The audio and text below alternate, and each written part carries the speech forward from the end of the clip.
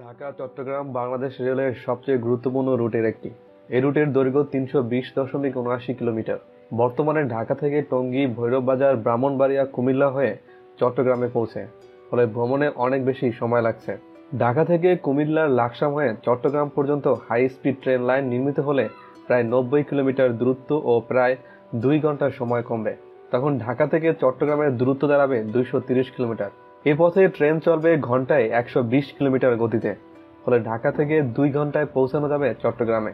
Railway মন্ত্রী মোহাম্মদ মুজিবুল হক শনিবার বলেন, সাধারণ মানুষের বৃহত্তর সুবিধায় সরকার বাংলাদেশ রেলওয়ের সেবা বাড়াতে অনেকগুলো উন্নয়ন প্রকল্প বাস্তবায়ন করেছে। তিনি বলেন, প্রধানমন্ত্রী শেখ হাসিনার নেতৃত্বাধীন বর্তমান সরকার জনগণের জন্য এই জনপ্রিয় সরকারি পরিবহন ব্যবস্থা সহজতর করতে আন্তরিক হওয়ায় বিগত কয়েক বছরে বাংলাদেশ রেলওয়ের সেবার মান উল্লেখযোগ্যভাবে বেড়েছে। সংশ্লিষ্ট সূত্রে জানা গেছে, আনুমানিক ৩০,৯৫৫ কোটি ৭ লাখ টাকার এই প্রস্তাবিত বিশাল প্রকল্পটি বাস্তবায়ন করবে বিআর। প্রকল্প সহায়তা হিসাবে চীন থেকে আসবে ২৪,৭৬৪ কোটি ৬ লাখ টাকা। ২০১৯ সালের সম্ভাব্য সময়ের মধ্যে এই প্রকল্পের কাজ শেষ করতে চায়না রেলওয়ে ইয়াম ইঞ্জিনিয়ারিং গ্রুপ কোম্পানি লিমিটেডের সঙ্গে একটি সমঝোতা স্মারক স্বাক্ষরিত হয়েছে। প্রকল্প সূত্রে জানা গেছে, পরিকল্পনা মন্ত্রণালয় ডেভেলপমেন্ট অব প্রজেক্ট প্রপোজাল অনুমোদন করেছে। চীন সরকারের আর্থিক সহায়তায় এ প্রকল্প বাস্তবায়নের সুপারিশ করেছে অর্থনৈতিক সম্পর্ক বিভাগ।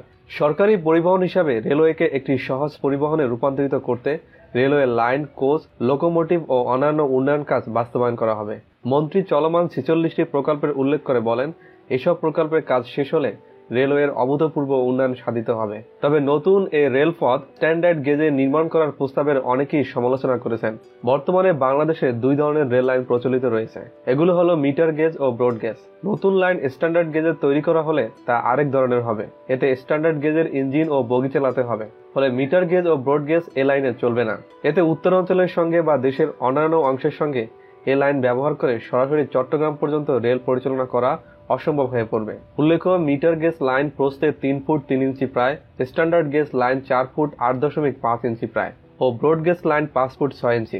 এক্ষেত্রে ঢাকা চট্টগ্রাম নতুন রেলপথে স্ট্যান্ডার্ড গেজের বদলে ব্রড গেজ ব্যবহার করলে তাতে দেশের অন্যান্য অংশের রেলের সঙ্গে সমন্বয় সাধন করা সম্ভব হবে বলে সংশ্লিষ্টরা মনে করেছেন।